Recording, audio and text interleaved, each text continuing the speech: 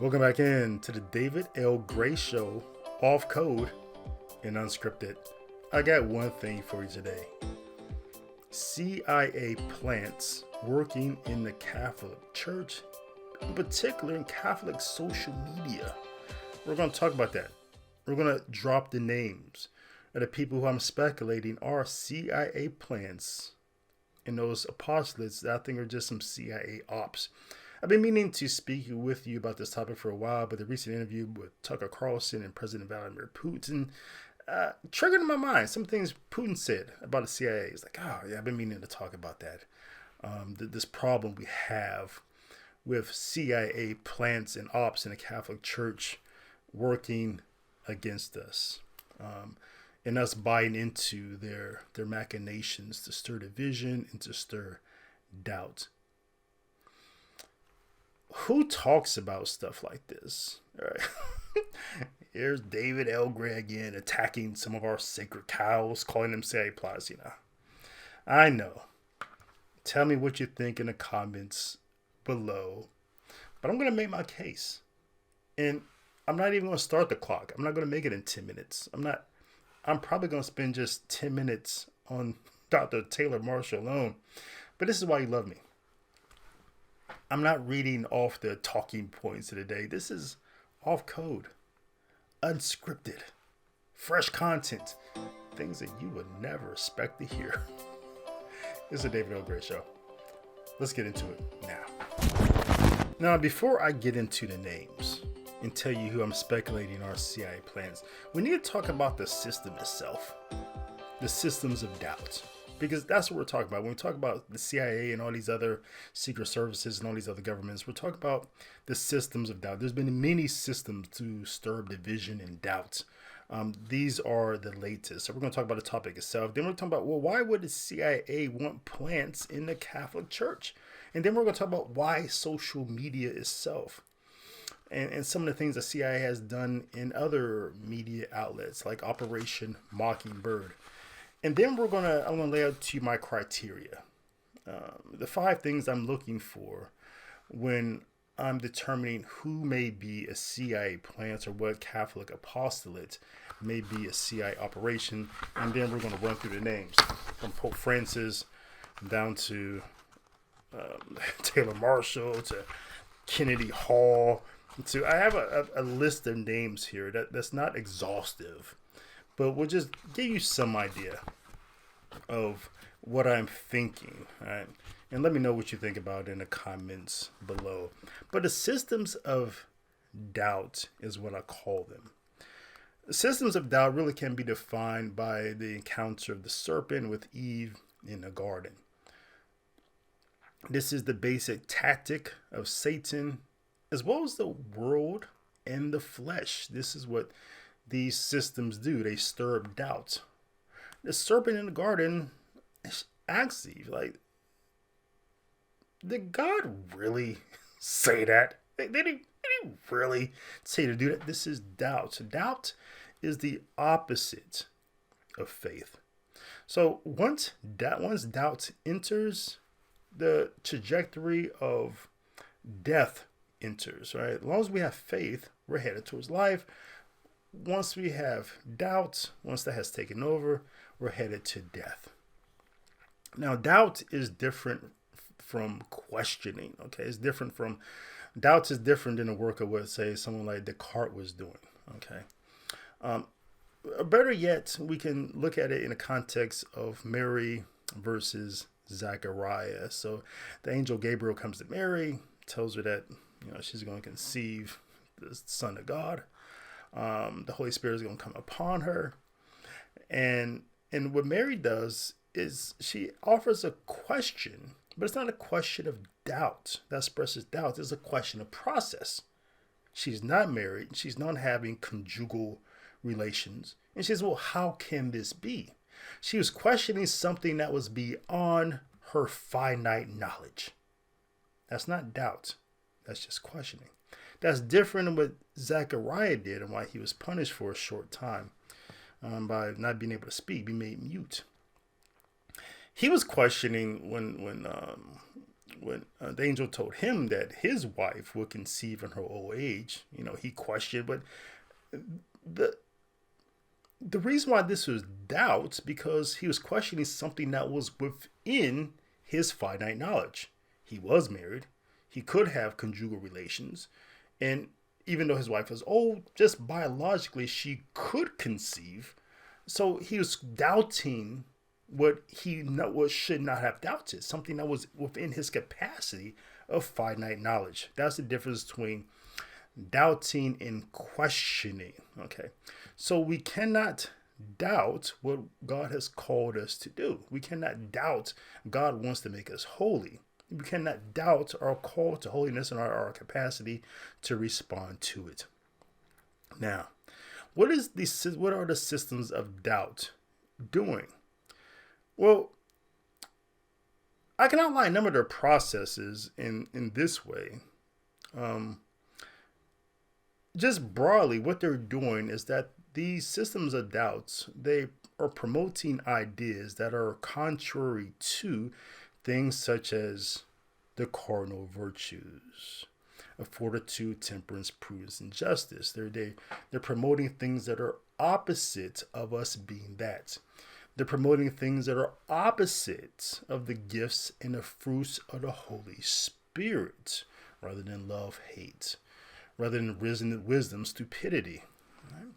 They're promoting ideas that are contrary to things such as the Beatitudes, such as being poor in spirit, rejecting poverty and pursuing greed, rather than pursuing mercy, pursuing vengeance. Okay, these are what the systems of doubts are doing. Some of the ways by which they do this are obvious, through things such as counter religions. That's kind of obvious.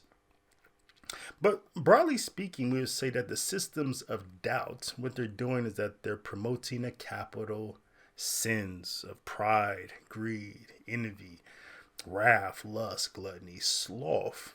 So this is why you see fat women on just unhealthy women and men on covers of magazine promoting gluttony as being virtuous, right? Unhealthy lifestyles as being virtuous.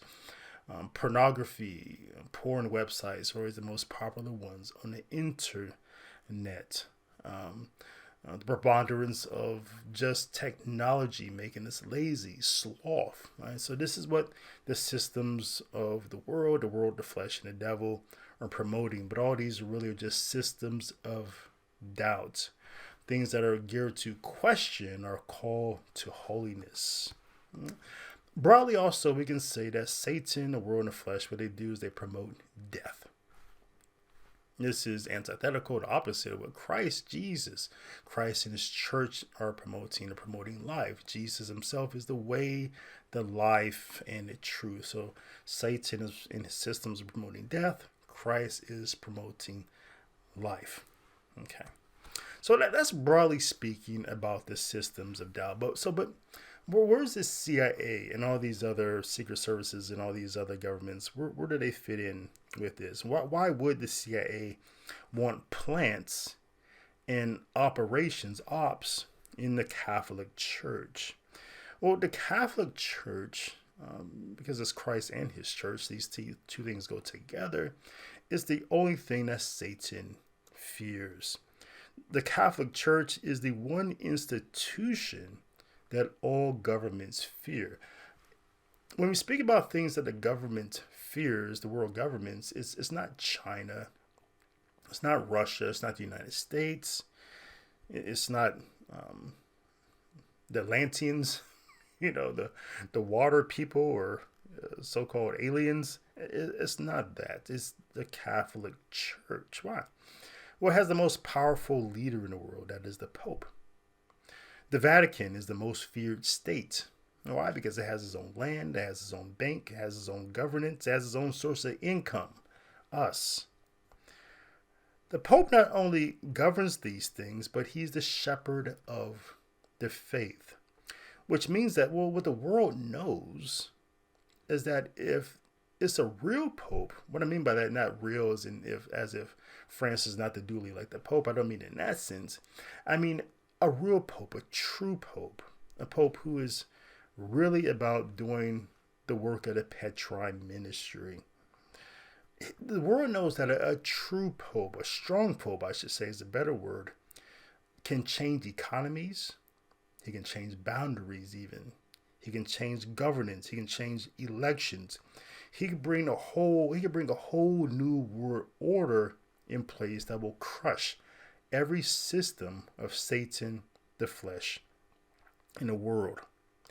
Only thing he has to do, the Pope, is inspire Catholics and really push them, demand them to pursue holiness, to reject sin, to reject the world, the flesh, and the devil. It's a simple work that the Pope can do. Right? He would just have to do it. If he were to do it, economies would collapse and people will stop pursuing the capital sins. A strong pope, the world doesn't pursue any of the capital sins. Pride, gluttony, none of that. Right? And because we aren't pursuing the capital sins, everything collapses. This is why the world fears, and this is why Satan fears the Catholic Church. It's the only institution on earth that has the evidence of producing saints, and that's what Satan hates the most. Right? So the world wants a weak pope in place so that the church produces more sinners, or facilitates the growth of more sinners by not calling us to holiness, rather calling us to laxity, calling us to slothfulness. Don't fast as much. Don't go to mass as much. Don't go to reverent liturgy as much. All these things that are in place that make it harder, that don't facilitate the growth of sainthood. Okay, this is what the world wants: a weak pope, and this is why historically popes have been kidnapped, killed, imprisoned. By kings and queens have always worked very hard, arduously, to put their own pope in place, or move the pope out of the Vatican to Avignon or something like that, right? So this is why organizations have tried to infiltrate the church, buy off the church, buy off the pope. The list goes on. Every system, revolution, every government for the past 2,000 years have either tried to destroy or try to control the Catholic Church. This is what the litany of heresies are all about. Notice that all the heresies in some way are an attack on the sacrament of the Holy Eucharist. It's doubt. Is that really what Jesus said, that this is body and blood? This is doubt. This is what the heresies are about. It's what the Protestant Revolution of 1517 was about. It's about what the revolutions of 1848 were about. It's what the Bolshevik Revolution of 1917 was about. It's what the sexual revolution was about. It's what the Second Vatican Council revolution was about. It's what the big tech revolution of today is all about. Let us control your data. And if we control your data, we know everything about you and we can serve you better. We can be your God. Right? It's all about controlling or destroying the Catholic Church. This is what big tech is trying to do. The revolution of sexual deviancy is what this is all about. Did God really create just two genders? Doubt. It's always trying to destroy or weaken the moral authority of the Catholic Church. So this is what the mission of the World Economic Forum is about, the United Nations, the China Communist Party, the United States, all governments. Only thing they really want is to be the Catholic Church, because they want worship, they want fidelity, they want dependence, they want global worshipers. Now let's talk about why social media.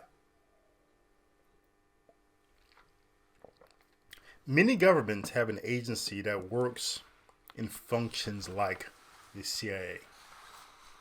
These services, what their function is to collect, to analyze data about domestic threats or foreign threats from other countries that they can what?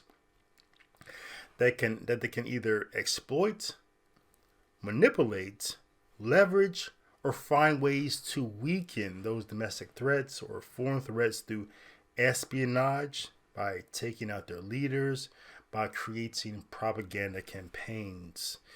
In the United States, as we know, it's called the CIA.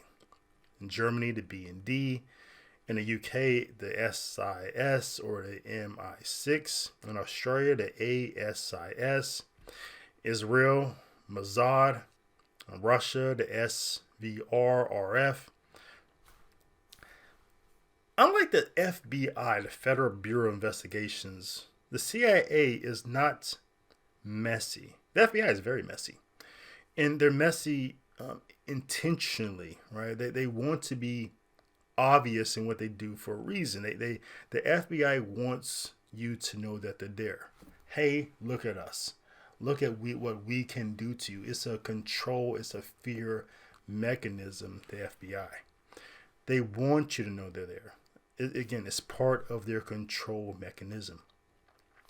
While the CIA is also a control mechanism, is covert, right? You don't know it was them until their operation has been completed.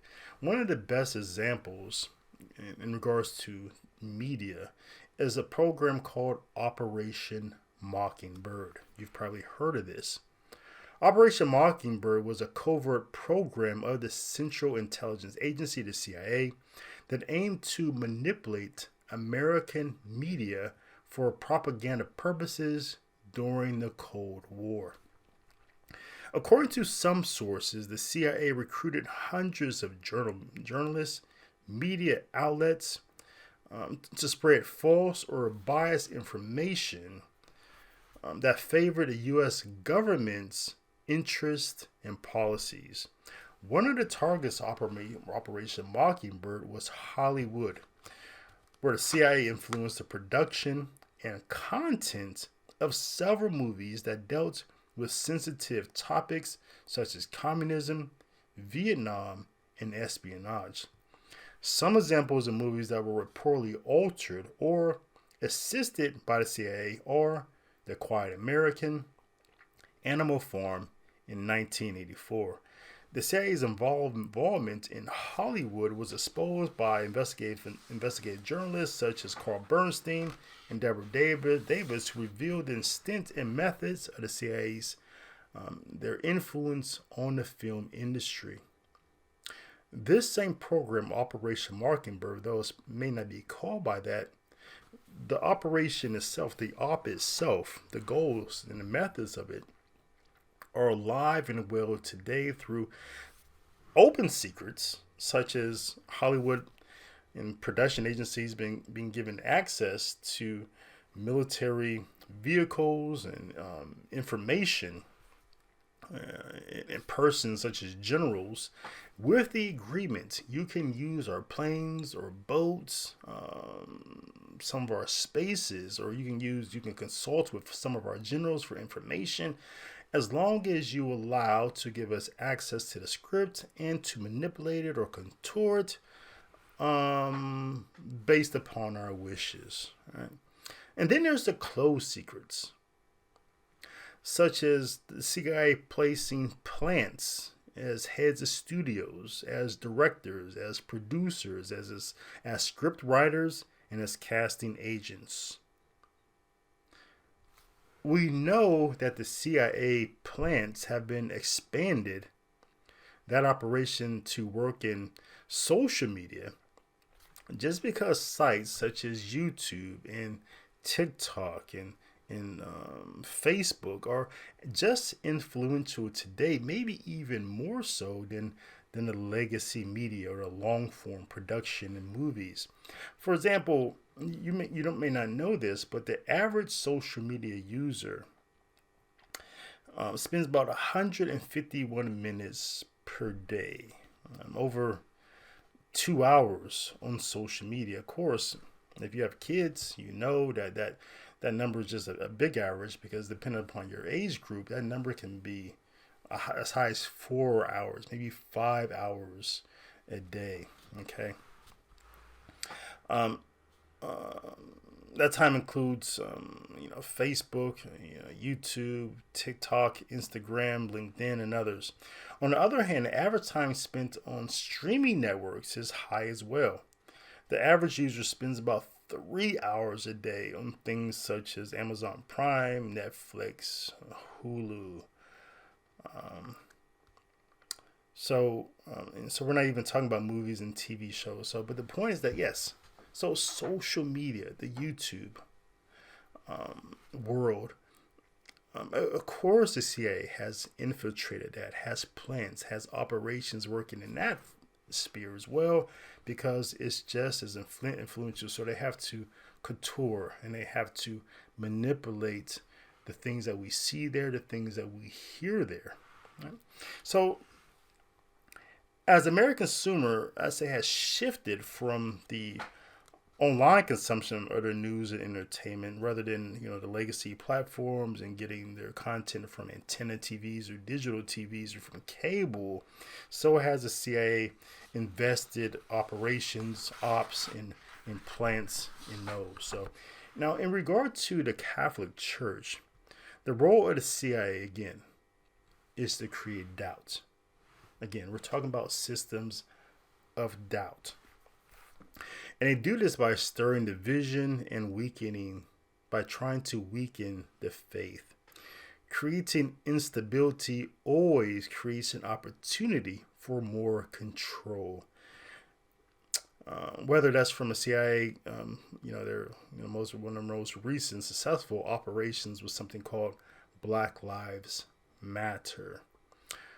It'd be something from that, or say creating instability in South and Central America, weakening those countries, making them unstable so that we have a flux of immigrants at the southern border. Again, making the United States weaker, which is an opportunity for more control. It's easier to control things that are weak versus strong. We notice the human person itself, a weak person, you can dominate, versus a stronger person. So the job of the CIA is to create weakness, not strength.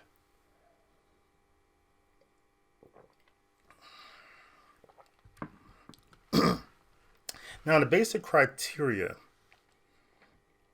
to speculate who is a plant or working for a CIA op or is a CIA operation.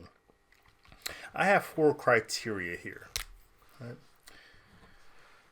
The first one is, what is their background? Right? Is it organic or is it bought? Right? If something is organic, has just a natural growth, people are just naturally gravitating to it, it's less likely to be an op, initially an op. It could later become an op. Or plants. It can be developed, it can be groomed. We'll talk about grooming. But it's more likely initially that it's a CIA plant or op if there's evidence that is being funded by some sources that we don't know about. Okay, so that's number 1. What's the background? Number 2, the operation itself or the plant itself, are they off-code and unscripted? Right, that's why I like that name. Off-code and unscripted, or are they on-coded on script? Plants and ops just read off scripts. They just repeat the party line.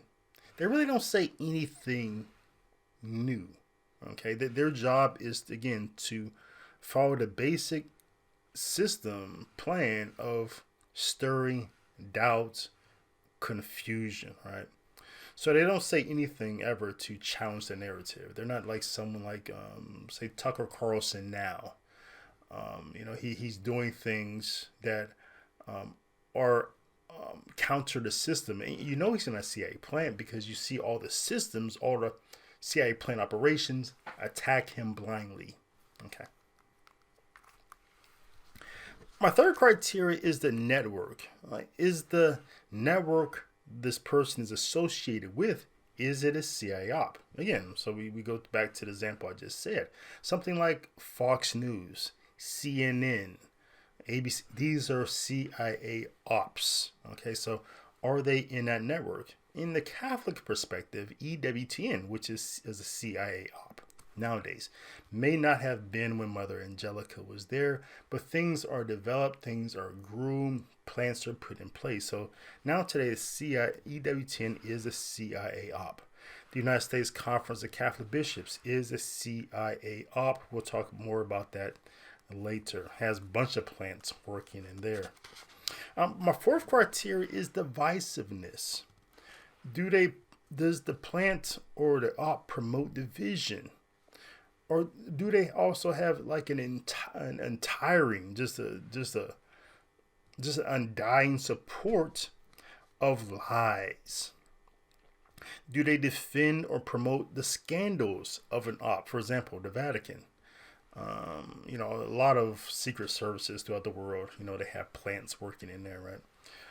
So we don't call the Vatican itself an op because, a lot of governments have plants working in there. So the Vatican would have scandals such as fiducia supplicans, something like that. So the job of a plant would either be to blindly defend that scandal or to promote it. But also we can see that a plant also would promote the scandal in a sense of making a lot of news out of it to create doubts in you. Oh, did the Vatican really say sin can be blessed? So they won't really tell you about the truth of the document itself. They'll just create the hatred. They'll stir in you the hatred of the source of the document, right? This may be seen to be contradictory. So it's kind of weird how the CIA would, and these secret services would they would work both sides of the issue. Well, you have to understand that both sides create the same outcome of stirring doubt, right? Either those that will blindly defend the scandal, or those who would make a scandal bigger, right? They both function as the same source. We can see this with the CIA when in the 1980s, they were promoting, selling crack, promoting the crack epidemic that ruined a lot of predominantly black neighborhoods. Oh, the same CIA today is helping fentanyl come across the southern border, which is destroying many poor white neighborhoods. The same outcome is to weaken the system. So the CIA isn't racist. They'll destroy this community, is that community as well. Weakening is the goal here. They don't have an ideology. They don't have any sort of ideological agenda, so to speak. Their function is to weaken. My fifth criteria is basically just a gut check. Just a gut check. I have a good gut when it comes to who's a plant and who's not. So let's run down the names here. I have a basic criteria. I'm going to grade these names as let's say likely is 1. If this person is likely a CIA plant or CIA op, I'll give them a grade of 1. That's unlikely. I mean, it's very unlikely. 1. 3 is likely. That they're likely a CIA plant or a CIA op. 5 is very likely. That I would put money on it. That it's an op or a plant. We could probably begin right at the top of the food chain. I talked a little bit about this when I spoke at the Vatican, but we can speak in particular about Pope Francis. I would grade Pope Francis at a 5. That it is very likely that he is a CIA plant. Just based upon the criteria, right? His background, he's a Jesuit. Right? I really don't think we probably have to say more. That we're talking about plants here, right? the Jesuit itself is a CIA op. But so because he belongs to a religious order that is a CIA op, it makes him likely to be a plant. Okay. What about, is he off code and unscripted? No, I think he's very scripted when it comes to the liberal, the socialist agenda, whether it's global warming.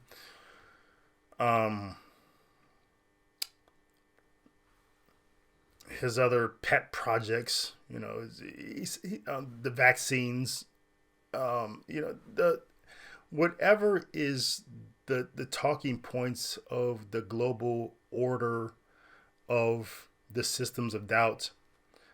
Pope Francis is on board, right? So he's always on script when it comes to talking about that stuff, or even when it comes to talking about sexual deviancy, the transgenderism, the the gay blessings and all this stuff, the reaching out to that demographic of people. He sounds very much like the systems of doubt, right?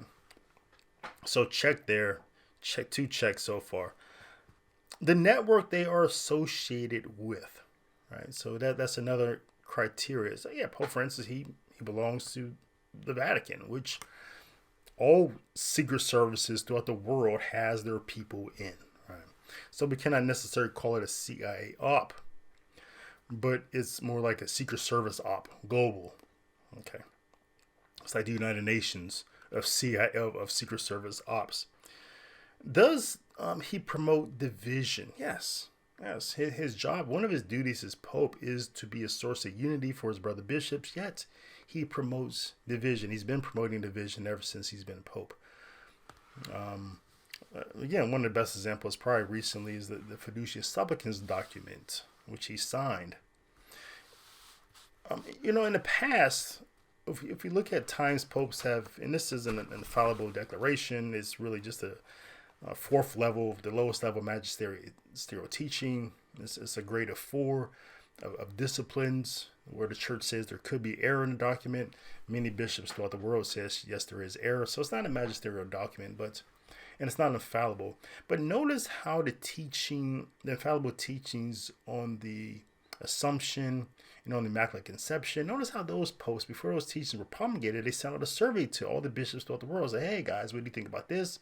And the bishops responded back. They say, yeah, this is what we believe. This is what we always believed. So popes teach in union with the ordinary, the universal magisterium. They don't teach contrary to it. But here we see a pope teaching contrary to his brother bishops, many of them. And yet rather than, revisit a situation and saying, hey, okay, there's feedback from my brothers that this isn't what we teach, is what we believe. No, he doubled down, he tripled down. He is a source of division. My gut check on Pope Francis, from the very beginning, plant. So yeah, I would give him a grade of 5, and I would go higher if you push me to. I would even go 8, maybe 10. Right? Timothy Gordon. And one thing, before I get to Timothy Gordon, I would say this about Pope Francis as well, because this is another. I think this touches on some other people as well. So Pope Francis, one sign that someone's a plant is, do they surround themselves with other plants? Do they surround themselves with other CIA or Secret Service plants? Pope Francis does. One way we notice is the number of Skittles, so-called, zesty, gay, homosexual, same-sex attracted bishops and people he surrounds himself with. The reason why you always see a lot of Skittles in prominent positions, and the reason why Skittles almost always are CIA plants, is because Skittles are always morally compromised people. They are. They're easy to blackmail. Skittles have no self-control whatsoever. They're sexual deviants. They make bad judgments, so they're easy to control. They're naturally weak. So because the CIA likes weakness, Skittles and Skittle men are easy to control. This is why you always see them, whether it's Barack Obama, whereas Pete Buttigieg, Cardinal Supage, Cardinal Gregory, Cardinal Tobin, the list goes on. This is who Pope Francis surrounds himself with. Okay. And these are the type of people he appoints. You've heard a lot about the St. Galen Mafia putting him in place. Think about that in a different context. Remember, because Pope Francis his name was mentioned during the election of Pope Benedict XVI, who was not a CIA op at all. Right? That's why he had to go. And so what happened, after Benedict XVI resigned, was the Secret Services made a more concerted effort to put their man in place, and they did. And so he weakens the Catholic Church, and because he is weakened, China is able to pay the Vatican now $10 billion a year, so that they have a right to persecute Catholics in China. Right. So simony is still in place, or simony. The idea of paying to put bishops and cardinals in place is still in the Catholic Church. It just looks different now because that is a CIA operation or Secret Service operations. Every government wants at least one, depending on how big the government is, but they all want some sort of influence in the Vatican. So they have this payola system in place, simony in place, so that they can Secret Service can have their person in place. So, and one way to know that, again, is you just have to look at who that cardinal, who that pope surrounds himself with. Is it a bunch of gay men? Dead giveaway that's a plant. Now to Timothy Gordon. I will give Timothy Gordon, if you guys watch that channel, he has the Rules for Retrograde guy. His brother's David Gordon. A lot of people met this Timothy Gordon through Taylor Marshall. I don't watch his content anymore. It's kind of repetitive. He's not really interesting to me, but I know he has a lot of YouTube subs. Let's go through the criteria real quick on him. Organic versus bot. I would say organic. I would give Timothy Gordon a 2. Right. So 1 is unlikely. 3 is likely. I think Timothy is right in the middle. There's some caveats here. He could be a plant. He may not be. Right. He does seem to be organic growth up to a point where a CIA plant, Dr. Taylor Marshall, who is a plant, brings him on. And he brings him on for grooming. So, again, CIA plants they will never have on their program people who are not either CIA plants themselves or being groomed to be CIA plants. Now, a plant will go on other programs, such as mine. I'm sorry, not mine. Some other people's, because I'm off limits for plants, or some other people's, to promote the agenda. But a CIA plant will never have a person on their program who's not a plant or is being groomed to be a plant, right? So a person like me, you will never see me on EWTN or Taylor Marshall or Timothy Gordon or Kennedy Hall. I would never be on their platforms because 1, I'm not a plant. 2, I'm unable to be groomed as a plant. Right? I'm too off code, unscripted. Right? I don't have any loyalties. I'm unable to be bought and paid off. I don't have those type of weaknesses or tendencies. So, but Timothy comes on Taylor Marshall because the plan there is to groom him to be a plant, but Timothy proves to be a little bit more free than what they thought he may be. So he has to go. This business arrangement, like he thought it was actually grooming. So that didn't work out. Timothy Gordon proved that he wasn't really a good material to be a CIA plant once the whole Black Lives Matter thing. He opposed the CIA op. All right. So that did not work out. The third, so Timothy tends to be, I don't know if he's off code or unscripted or code on script. It seems to be nowadays he's just really promoting the thing that whatever he's selling, whether it's classes or whether it's books or whether it's this, this thing, women make your husband a sandwich, walk around barefoot, ask your husband before you leave the house, weaponizing, the Catechism of Trent, weaponizing, it's just weird. I don't, I really don't consume his content. It's kind of like, it's vomit to me. I don't get it, right? But I understand he's selling something, right? But I don't know if he's off code or unscripted or code unscripted. He just seems to be a host unto himself in this regard. He's just making money. So is he divisive? Is he promoting division? Again, I don't think he's there either. I don't think so. And so, yeah, I don't give him a high grade to be a plant. My gut check, I don't think he is. I really don't. I don't think he is. But I cannot give him a 1 only because he was being groomed to be a plant. All right. So that's Timothy Gordon. Since I brought him up a few times, let's just go to the Taylor Marshall.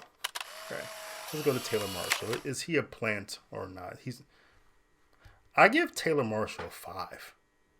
Again, if you were to come to Germany and you were to take me to my favorite Irish pub I like to go to, buy me a glass of Guinness beer, give me some of their chicken wings that they have there, sit down on my favorite table where there's a chess board and we play some chess.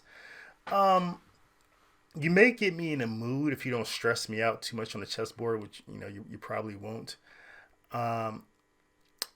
You may get me if you push me.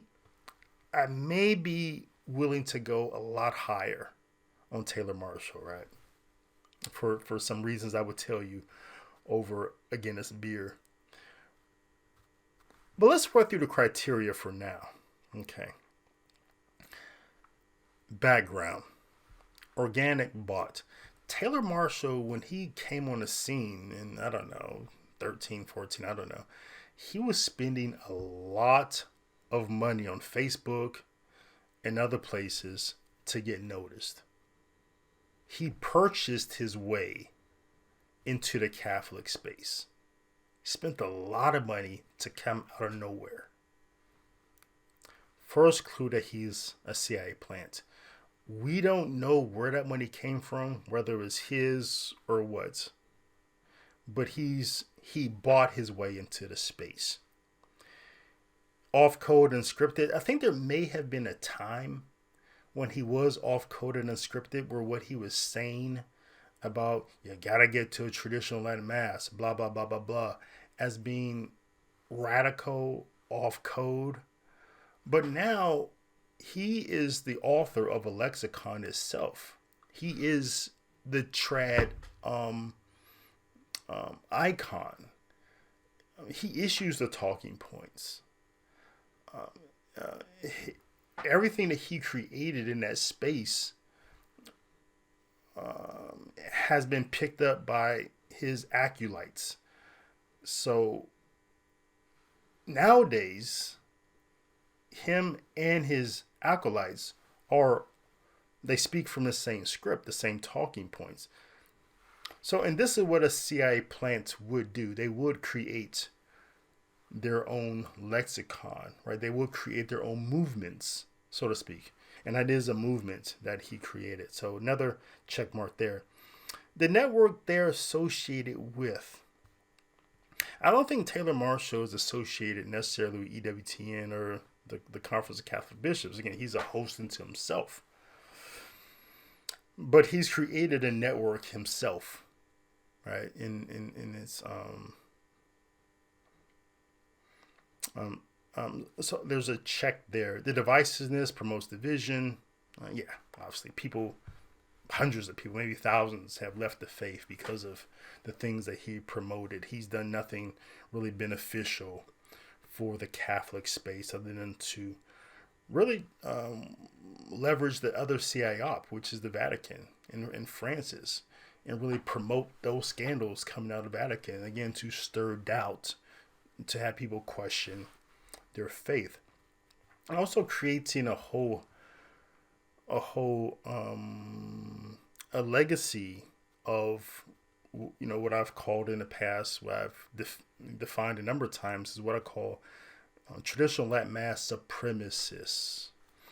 People who are divisive themselves because they promote the liturgy war. They worship the liturgy rather than worshiping through the liturgy. They use it as a crutch, right? That's a whole wheelhouse that he created, a whole movement of traditional Latin Mass supremacists. So my gut check, you probably already know. Yeah, he's a person who I think is just completely fake. Even sitting around smoking cigars, that's a meme to me. It's just a dead giveaway that a person is fake. But I think I really knew he was a CIA op when his book Infiltration came out. That's when I probably put him in a category of 5. That book Infiltration is a work of pure fiction. It's a work of pure fiction because the primary thesis of the book is that the Carbonari organization in Italy, the charcoal burners, were Freemasons. And that one of the documents that one of the sects created, the Alta Vendetta, was a Masonic document. Both of those things are false. The Carbonari were not Freemasons.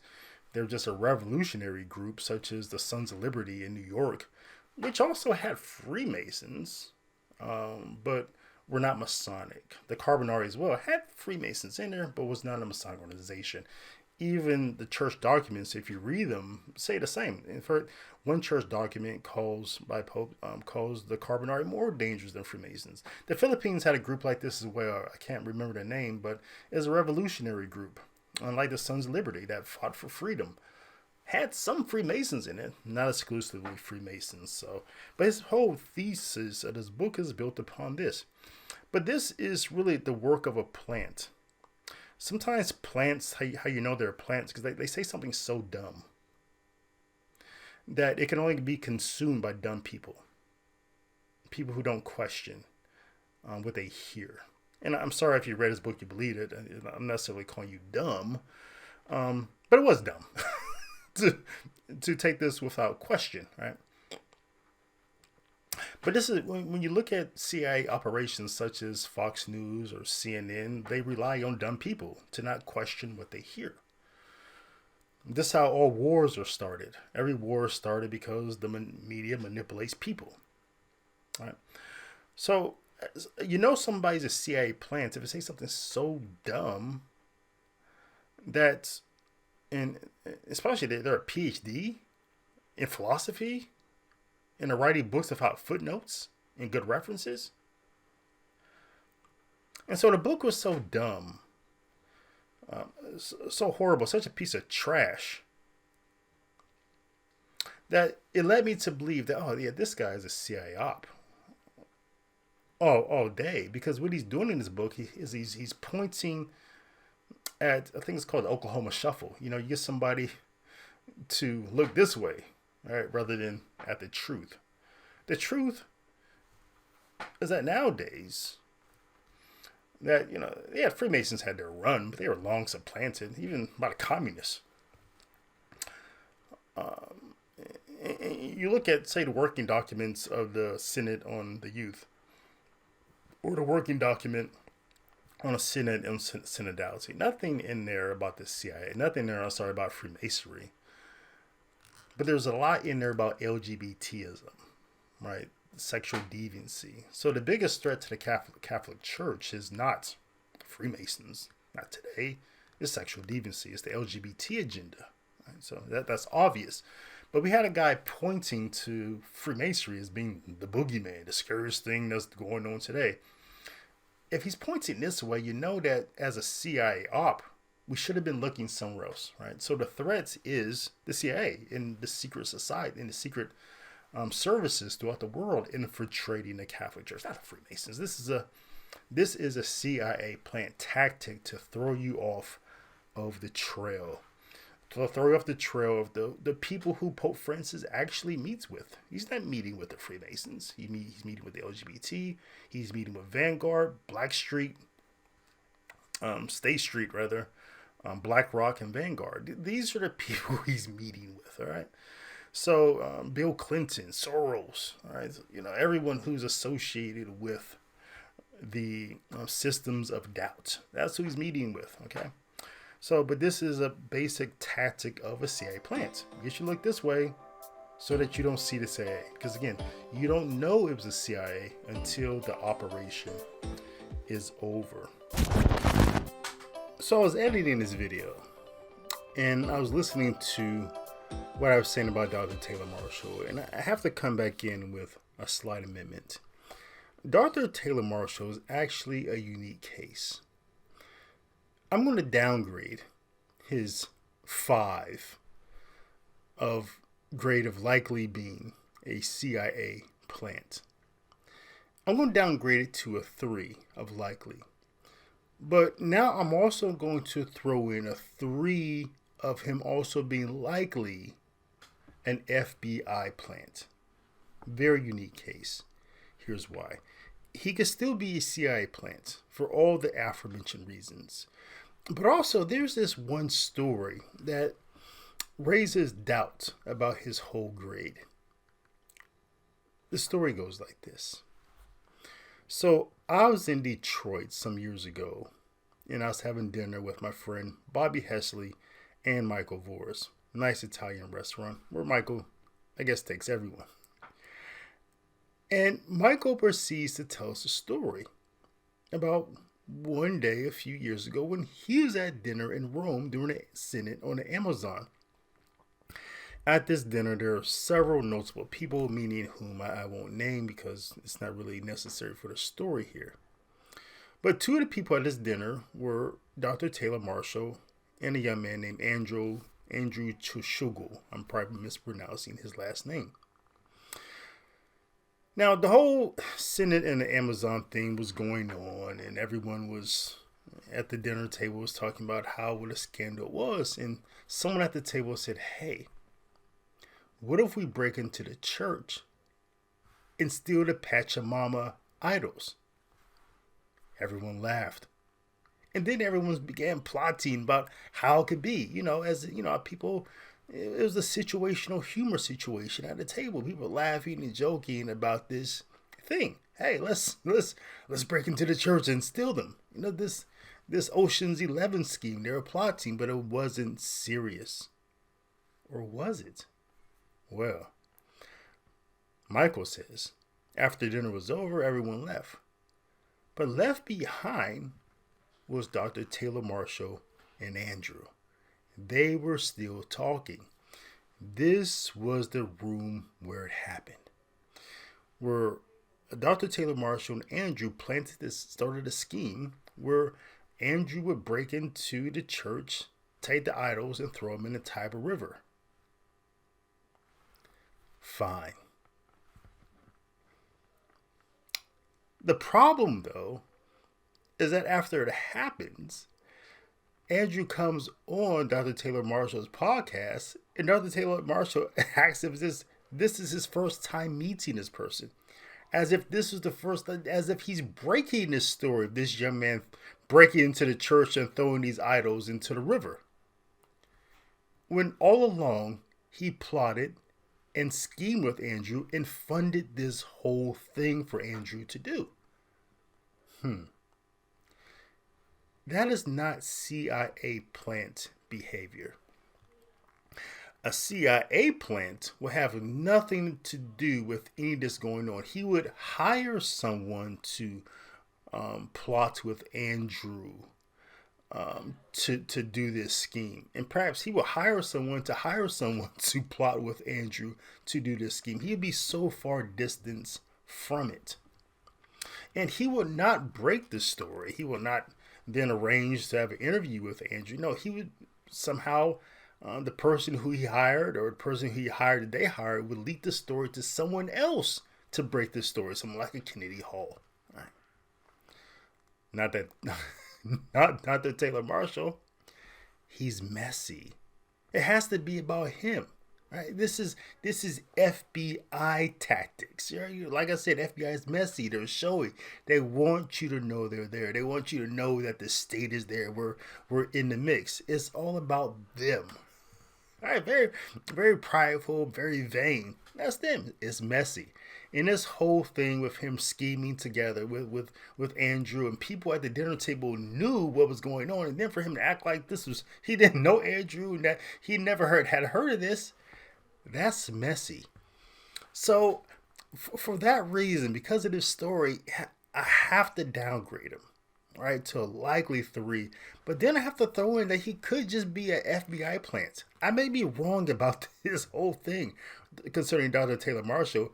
It may not be the FBI. It may not be the CIA. Right? It could be either or. All right. So that's where I'm at on that. Let's get back to the pre-recorded show. And really, my point about EWTN, being a plant, and my point about CIA ops and people who work for CIA plants and people who work for CIA ops, like EWTN, they'll tell you, right? And Teresa Tomeo told me once when I had her on, I think, my radio show on Guadalupe Radio Network, that she cannot even interview people who EWTN does not allow her to interview. I'm sorry, we talked about this. We didn't talk about it on the show. We talked about it back channel. And I think Patrick Coffin, he told me the same thing when he's with Catholic Answers, which is CIA op, that he wasn't allowed to interview people who didn't get approval. Word on Fire, there's a theologian there who I wanted to interview. And, because, I am who I am, even CIA ops don't come on my show, or CIA plans don't even come on my show, right? There's a theologian who worked on Word on Fire. He said, I want to come on, but, Bishop Barron won't let me, So, and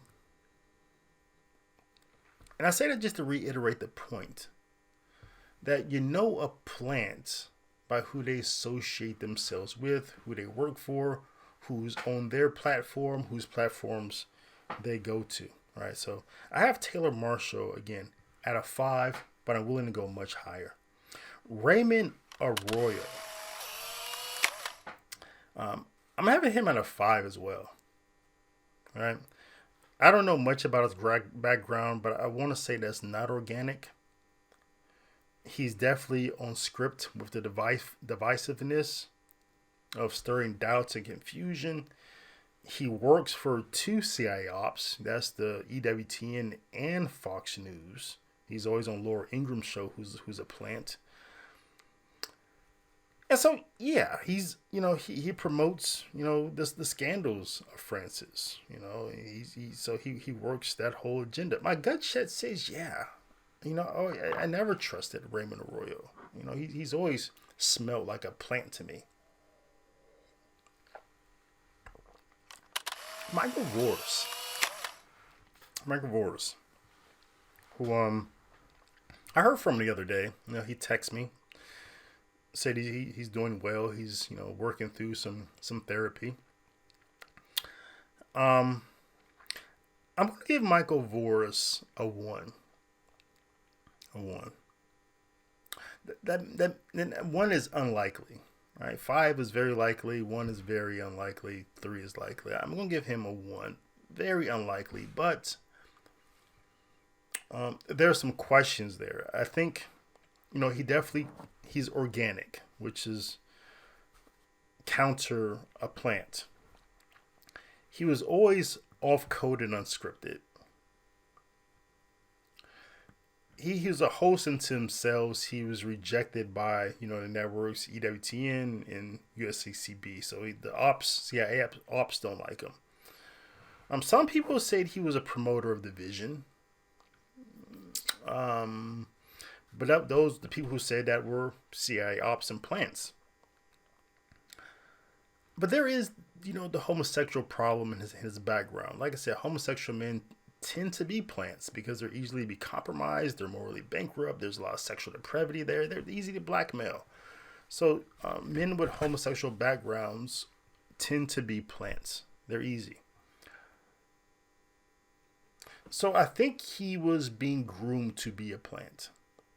Right? And perhaps maybe this is how he was tempted into his his fall into his latest fall into depravity, right? So there may have been some things there, some people in his life who were placed there to weaken what he was doing, right? And so it would have been a CIA op to take down church militant, either by grooming him to be a plant or by tempting him into a downfall, right? And so if it was the whole thing, his whole downfall was an operation to get him to go there, then he's never coming back. He's going to be something like maybe a Father John Corapi, who again was taken down by a CIA operation to put particular people in his life to tempt him. Now the temptation, falling into the temptation, even though it's entrapment, it still belongs to the person. You don't have to, right? You don't have to. But it's entrapment. Entrapment oftentimes works. And this is what happened to Father John Corapi. Because he need to be weakened. He need to be taken down. Father John Corapi is an influential figure.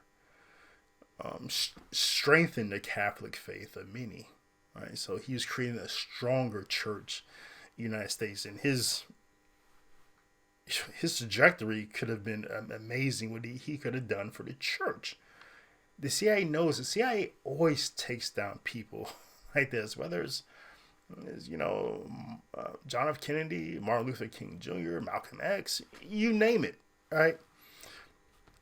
So this is what they do. And so Father John Corapi, people who the CIA takes down disappears. They go away. They never come back. So don't expect Michael Voris to come back. I know he probably wants to. And he could. But he's going to be so weakened. And church militant, if it still exists, is going to be so weakened, maybe not even there, that it's never going to be the same again. So I'll give Michael Voris a 1. All right, but he was being groomed or set up. Mark Goring. I'll just start my gut check. Never liked him. Ever since he celebrated Ramadan, made those videos that he now has, not visible on his YouTube channel. That's my gut. I'll just start my gut.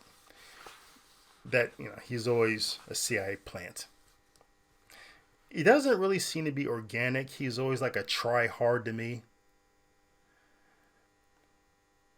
Another clue that's a CIA plant. Never off code and unscripted unless it's defending fiducia supplicans. Again, which is defending scandal, which aids the operation of the CIA to stir doubt. Did the Catholic Church really teach that you can bless sin? Father Mark Goring says, yeah, but it's not really that, right? It's not really that.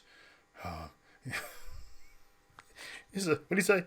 It's that video that I made. This document is a masterpiece. So yeah, he's not really associated. He seems to be a host into himself, although you can see him in different places. He doesn't seem to necessarily be associated with plant operations. I don't know much about his religious order, though. I would give him a 5. Very likely he's a CIA plant. Michael Lofton. That's the question. Is he a CIA plant? I'll start my gut check. I would say Michael Lofton. Man, it's hard because I probably said this in other videos. I don't have that. I really like Michael Lofton as a person, as a dude. I like him, a lot. We have a lot of things in common.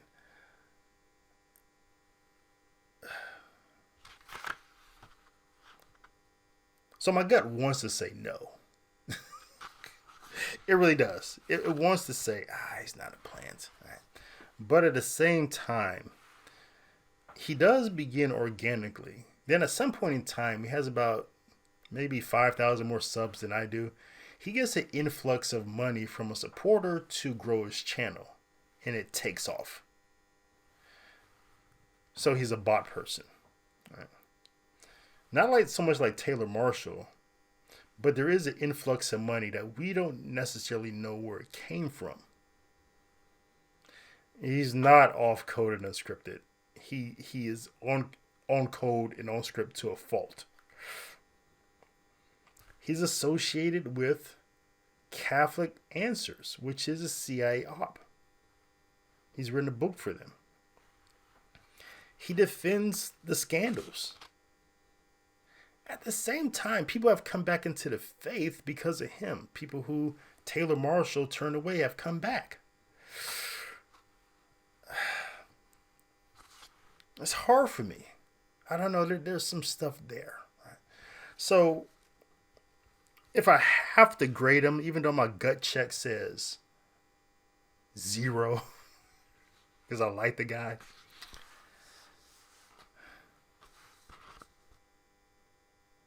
I gotta say 3.5. I'm somewhere in between 2.5 and 3.5. All right. Maybe that's 3. Likely. I can go either way. I don't know. But I'm not strong on him. I'm not strong on him being a CIA plant because, according to his own testimony, and he used to read the comments sometimes on his videos, people have come back into the faith because of him. Some of his content. But he defends some things to a fault at the same time. So, yeah, I'm going to settle in at 3.5. The guy who I like may be a plant. Kennedy Hall. That's a nice segue from Michael Lofton from Reason and Theology. I'm going to pick Kennedy Hall at a strong 5. Again, if you sit me down at a chessboard over a beer and some wings, you could probably push me to go higher, right? As long as you don't do anything stupid on a chessboard, like open up with your pawn, and your second move is pushing out your rook, right? Right. Only 1% of chess players can get away with that. 1%, and that 1% wouldn't even do it, right? But it stresses me out. I was playing a guy the other day who did that. It completely stressed me out. I stopped drinking, stopped eating. What is he doing, right? Because there's only one response to that move. It's the wait. You play your king's pawn and you just wait and see this guy. Because after 3 or 4 moves, he's either going to trap himself in or you're in big trouble. So I just waited the guy out. He trapped himself and, it's kind of there. It was over from that. But as long as you don't stress me out, right, I would probably go higher on Kennedy Hall, right? Just because he says the dumbest things you could possibly say on the internet. And publicly say dumb stuff. You may catch me privately saying a couple things dumb, right, around my family, just because I'm talking, right, just casually. But this guy says dumb stuff online that anybody can watch. The other day, he says that the Novus Ordo is not a saint factory. The Novus Ordo, right, is not a saint factory. Because he's a traditional mass supremacist, right? And he says this, that you can't even go to a Novus Ordo to fulfill your holy day of obligation. It's not an original thought to him.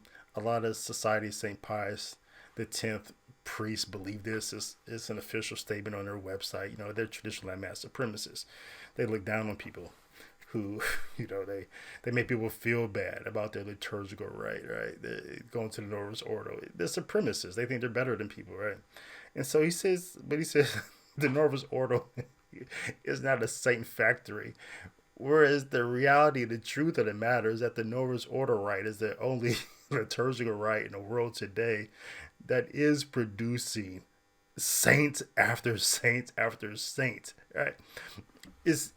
You don't have to be a genius to know this, that the Northern Order rite is the only church that's producing red martyrs in Nigeria and in China. These are churches, countries that this is what they have, the Northern Order rites. And Catholics there are getting slaughtered, kidnapped, priests getting kidnapped, killed. You go to Mass, you could die. They know this, and they still go to Mass. Your Catholic church would be bombed, and they still go. In China, your social credit score goes down because you're Catholic. Your kid can't even get to college because you're a Catholic. Your bishop is being imprisoned. They're destroying your church. They're putting you in prison. You're being put into re-education camps as you still go to Mass. You're dying there. The Northern Order rite in Nigeria, in China, are producing saint after saint after saint. Red martyr, white martyr, red martyr, white martyr. So for this clown, this CIA plant, the Northern Order is not a saint factory. This dude he's dumb as a box of rocks. He's like dumb as. Listen, I can't even tell you how dumb he is. But he's either dumb. I hate to do like the logical false dilemma. I just present to you two options. Like he's either dumb or he's a CIA plant, right? But again, it's like the CIA. I mean, so it's like the CIA did. They say like dumb stuff all the time, but they have an audience who believes the stupidity. And this is his audience. A bunch of dumb people who believe the stuff this clown says. Read in the comment. Go into the comments of his videos and just look at these people with a low IQ. But they're traditional Latin Mass supremacists. All supremacists, whatever supremacists, they're people with low IQ, right? That's just how it is. Supremacists always have low IQ. They're not smart people at all, right? But but yeah, he's Kitty the whole. He's not. I'll work through the list, but you know where I'm at. Even my gut check says 20. Oh, this guy. But he's organic, I guess. To a point. But he clings to Dr. Taylor Marshall, who is a plant. He goes on his program. I don't know if Taylor Marshall comes to his, right? But plants do not have plants. People who are not plants are being groomed to be a plant on the program. So he could be being groomed. The grooming process is probably over. He's definitely on code, on script with the traditional Latin Mass supremacist talk, right? His network is the Taylor Marshall network. That's who he works for. The CIA operation there. Completely divisive. He drives people away from the church. He creates supremacy. He's churning out. He says the Northern Order was not a saint factory. Or Kennedy Hall is a set of a contest factory. It just, whatever. I'm done with that. The guy's like, the Catholic social media space would be better as soon as he disappears. The Breaking Habit podcast. Father Franciscan Friar Casey Cole. 5. He's a 5 as well. I haven't spent a lot of time there, really. I don't know if I think he's organic. But he's mainstream now for that audience. He's definitely on code, on script. He seems to be a host unto himself, although you can find him other places. His latest defense of fiducia supplicans and the whole homosexuality thing is disturbing, right? Okay, this guy is promoting he's a system of doubt unto himself. So my gut check says 5. National Catholic Register. A National Catholic Reporter, right? I think National Catholic Register, we balk at it in the EWTN, right? CIA Op, National Catholic Reporter, CIA Operation, right? We know that. Don't need a whole lot of words to explain that. Father James Martin. Gay, compromised, morally bankrupt, defends scandal, promotes scandal.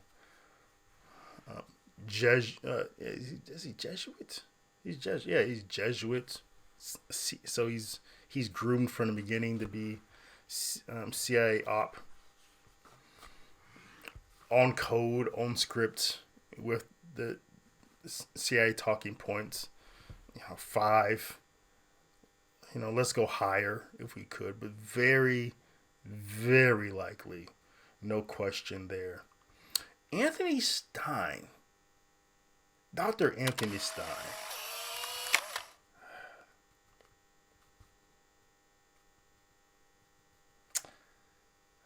I don't listen to his content anymore. I used to find it interesting, especially when I didn't see his face. When it was just that little, the voice and a little thing. And once he put himself on camera, I lost interest. Because it's kind of mysterious when I couldn't see him. Right. I think he's organic, right? He doesn't seem to be paid. He's definitely on code and on script with the whole trad supremacist thing. He's not really associated with a network other than that whole thing of that those guys that put together, recognize and resist that whole thing. I guess we could lump a bunch of people into that whole thing. We could put, Anthony Stein and Michael Matt. We could throw in John Henry Westen.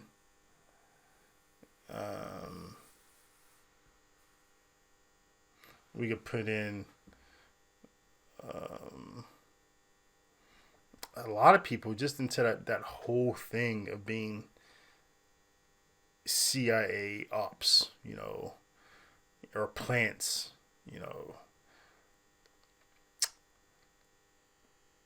I don't know, right, about everyone who's associated with that thing. Like, 1 Peter 5 and the organization that owns 1 Peter 5. I forget the guy with really soft hands that I met at the Coalition for Council Priest thing, who I don't like. But that whole group, Timothy Flanders and what's the guy with the soft hands? I forget his name. He's so unforgettable. But yeah, I guess that whole group, I would. Yeah, John Henry Winston, Anthony Stein, Michael Matt. It's all the same crap, right? It's all the same. I don't even have to divide them separately. It's like, yeah, they're either plants or ops. It's like all the same, right? They're all 5 for the same reasons. So that's what I would that's what I would do there. For the last couple, I would throw in Scott Hahn, just for kicks, right? Just because I don't like him. Just because my gut check says yeah, I would probably throw somebody like that in there. Seemingly be innocent. Like, what is he doing there? Like, you didn't expect that when that's got like me questioning whether my friend Deacon Harold Burke Sivers is a CIA player. Like, hey, why'd you talk about Scott Hahn? I don't like him. I would probably hit him at a 3, like likely, just because of the gut check. The people he's associated with, him being on code and on script. But really, what really got me annoyed by him is, remember I did my Return to Sacred series where I had like 27 people theologians, authors, priests, evangelists, come on over to St. Dominic's Media and talking about the most important thing today, like the lost and sense of the sacred. How did we lose it? What did we lose along the way? How do we recover it? And so 27 people, none of which, if you go to St. Dominic's Media, check out the series. It's free. It's amazing. None of 27 people, from people like Liz Yore to Dr. Abby Johnson to Richard Howman to Doug Berry, just so many amazing people on there, including Deacon Harold. None of those people I would consider higher than a 1. Probably the only person who could get up to 2.5 is Michael Hitchborn from Lepanto, right? He's the only person who I probably grade higher, right? But a reason why I would say would annoy me about Scott Hahn, because I invited Scott Hahn to a series, right? This is back in July. We recorded all the videos in August and early September. Why did I get an email from some guy who addressed himself as Scott Hahn's assistant? I got an email from him in January of 2024, this year, saying that Scott Hahn declined coming on and recording an interview for the Return to Sacred series. The invitation was sent in July. Maybe as late as September. I think there was a later round of people. And so let's go as late as September 2023. I get an email in January 2024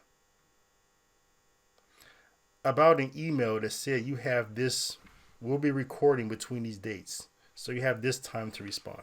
I get an email from some assistant of Scott Hahn in January saying Scott Hahn is just too busy to come on. We decline.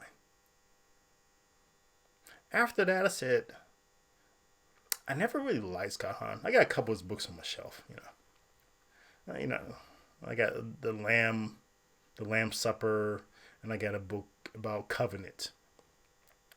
Maybe I have another book too. I don't know, about Benedict. Maybe that's him. But ever since then, I said, I don't like this guy personally.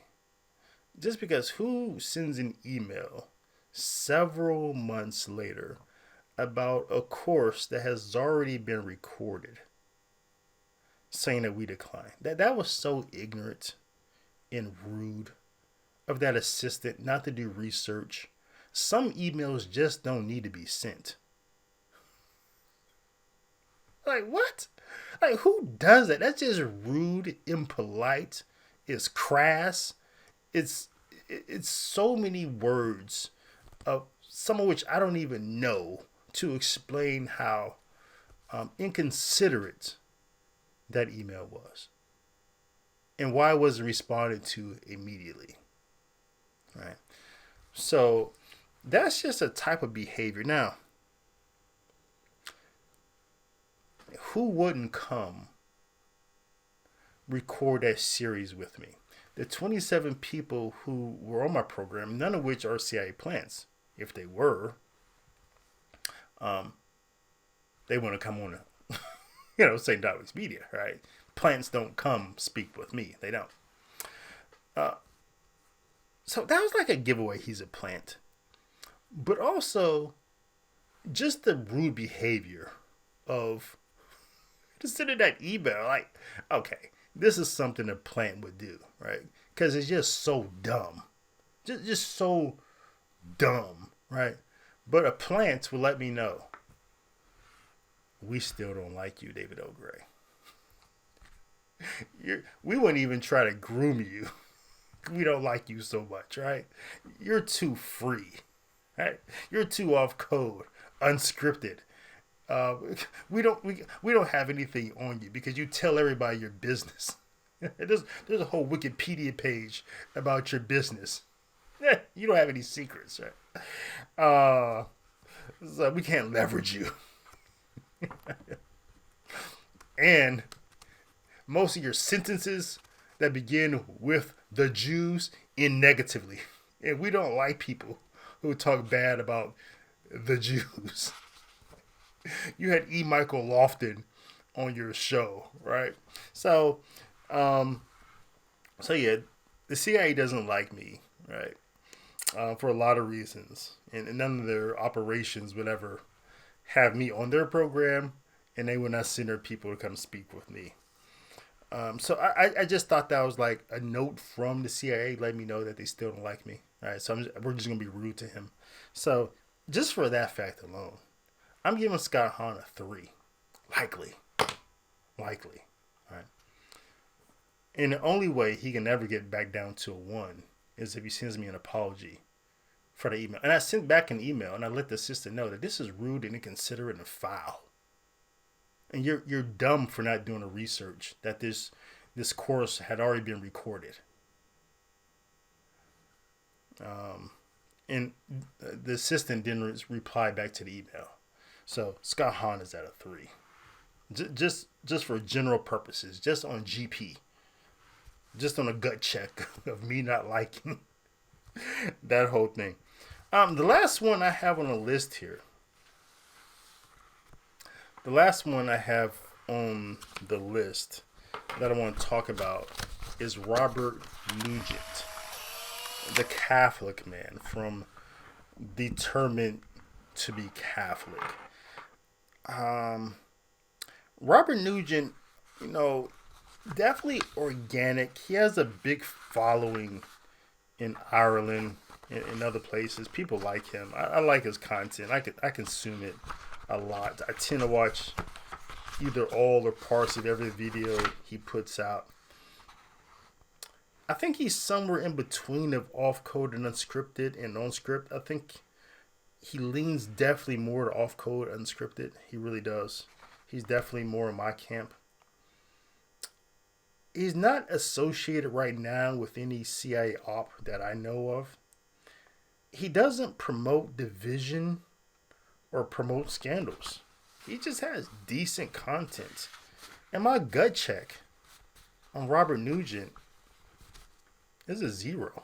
I like him a lot. I like him a lot. I wish he would come to Ireland and we could have a Guinness beer together. Or maybe when I get there next year, I think I'm headed to Ireland, Dublin. I think I'm going to St. Patrick's Day in 2025. Maybe I'll look him up there, have a beer. And I'll know for sure whether he is a CIA op or plant or not. Eric Sammons. That's the CIA plant who I was trying to lump in with the other plants of Anthony Stein, John Henry Westen, Michael Matt, the Remnant. Very forgettable guy.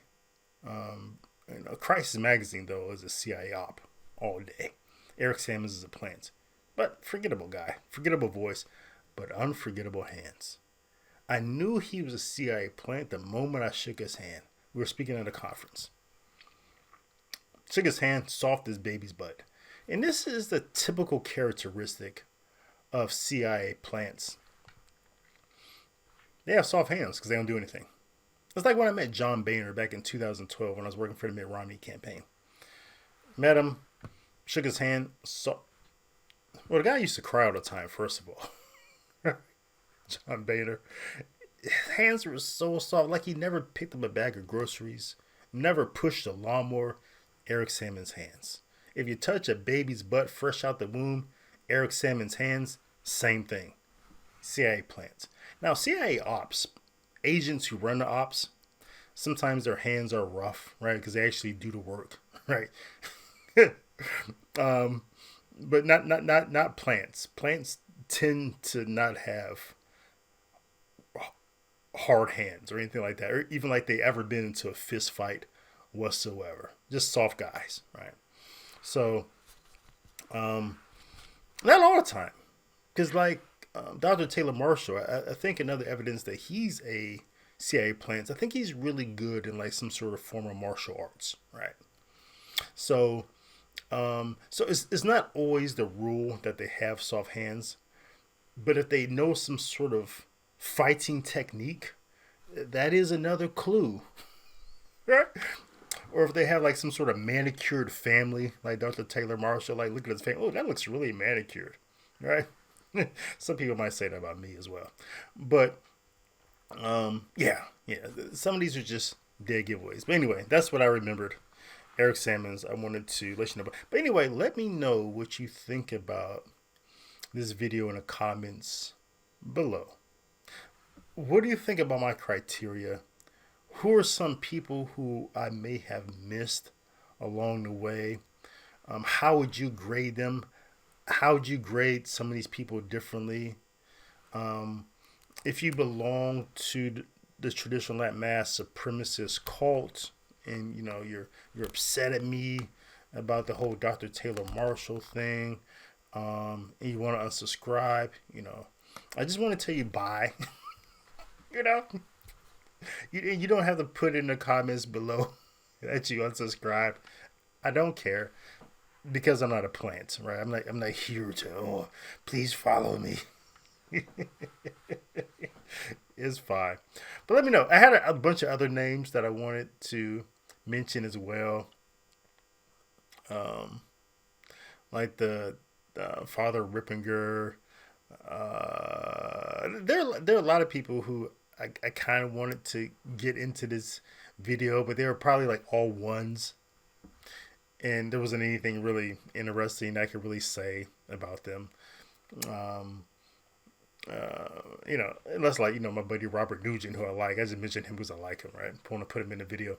But, most of the people who I probably didn't mention who you watch are probably ones. Everyone who you watch and probably thought of, I included them in the video because I thought there were 5s or 3s, right?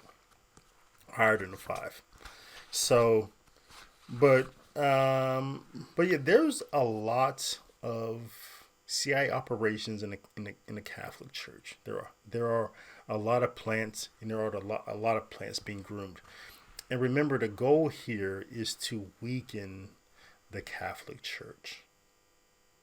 And this is a system of doubt that they're promoting. So the goal here, the goal of Satan, the goal of the world, is to supplant the Catholic Church as a moral authority, as something we believe in, as something we trust, as something that we believe has authority, something that's offering a path for eternal life.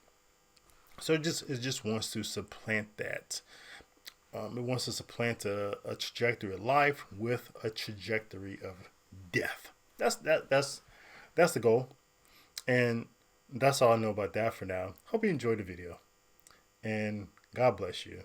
And remember that Jesus loves you and is there for you. And live your life like salvation matters. And, oh, by the way, nothing I said in this video, nothing whatsoever about any of these people affects your salvation, affects your calling to be holy. But it is a message to you to question, to discern, and to understand that Satan is prowling, looking for someone to destroy. Don't let it be you. And don't let these systems of doubt win the battle. Because God created you for holiness. And His grace is sufficient for you to see it through. And I'll see you next time.